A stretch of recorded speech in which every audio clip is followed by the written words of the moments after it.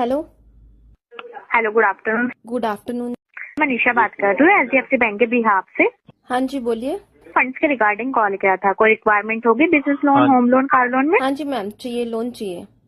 हाँ जी, कौन से लोन में रिक्वायरमेंट है आपकी? मैम ट्रेन खरीदनी थी।